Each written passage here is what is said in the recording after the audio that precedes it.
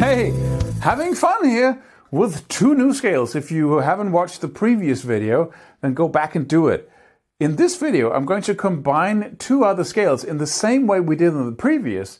It's a fun exercise and it really gives you a new tool in the short term. Instead of practicing, all seven shapes of the minor pentatonic or seven shapes of the diatonic, then the pentatonic, then the dorian, then the natural minor, all of these, tedious scale shapes, you actually produce a result you add to what you know already, and you have a real skill after as little as a day with this method. So go download the jam track and the chart so you can follow along. The last time we combined the minor pentatonic with the dorian minor, which is what we do when we play blues-based rock. And blues-based rock is something like, Smoke on the Water, AC/DC.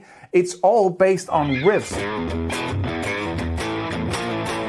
Right? It's all based on riffs like this that are based on the blues scale. So everything sounds bluesy. And for that purpose, we mix it with the dorian minor, which is basically just going down one step from the key you're playing in. If you're playing in A, then you're going down to the G, and then you mix your A minor pentatonic / A blues scale with the G major scale, which gives you the A dorian minor.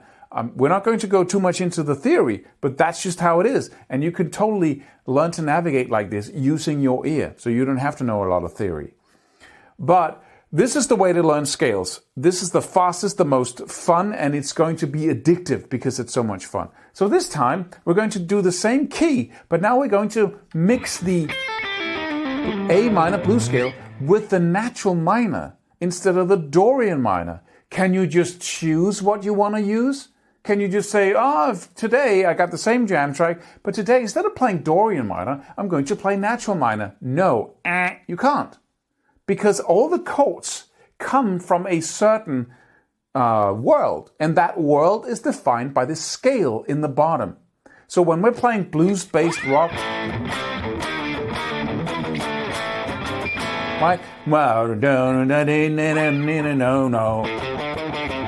Right, we play blues scale and we play dorian minor. When we play something that actually sounds a lot like classical music, pop music, where we have real chords, minor chords and major chords. Let me see. See, now we're out of this. We're out of that bluesy sound, but no. Those two are two very different realms, right? And so what we're going to do now is we're going to play in that classical realm that you could say pop music uses the same. They also use the blues bass. Many songs have both, right? You have a little piece that goes...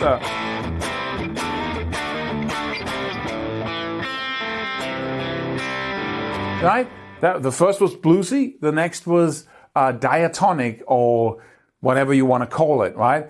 When we use it in a rock context, we call it melodic rock, because the old folks who heard this, they couldn't identify that as a melody, but this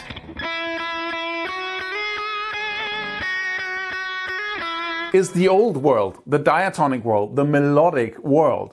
So when you're using the blues scale with the natural minor scale, we could call that melodic scale combination, right? But it doesn't make sense to call it melodic because blues is also melodic. But just for this, the language around this is like that. So what we want to do is combine on the top three strings only in the first position blues scale shape. We want to take the top three strings and combine those with the natural minor scale. And you can see that in the charts that if you have the minor pentatonic, we got the 5th and the 8th fret on the two top strings, the B and E in the A minor pentatonic, and then you got the 5th and the 7th fret on the G string. That's just the top of it. And if we add the natural minor to that, which actually means going up a minor third and playing the major scale right there and adding the C major scale to the A minor pentatonic. Don't go too much into that. But we got a note in the 7th fret, like we did the dorian minor, and then we got a note in the 6th fret on the B string. So the only change from dorian to natural minor is that one note. This is the dorian. This is the natural minor.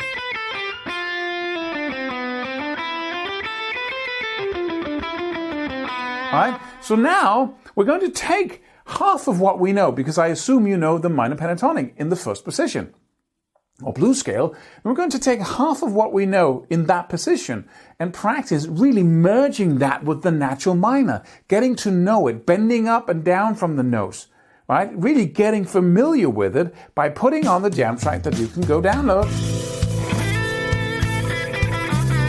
I'm going to play something I know already from the blues scale.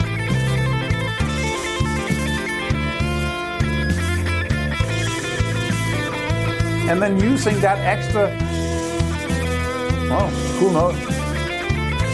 I'm just playing the natural minor scale now.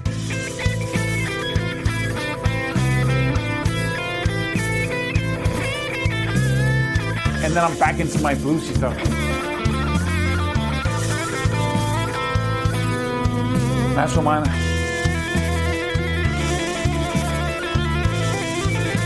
Right. Instead of doing this, I can do this. Natural minor note.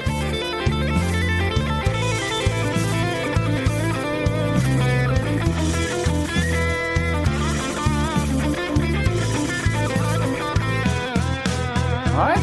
So this is like a 6/8 blues rock track, you could say, or melodic rock blues track, like Gary Moore would have chosen, if you could.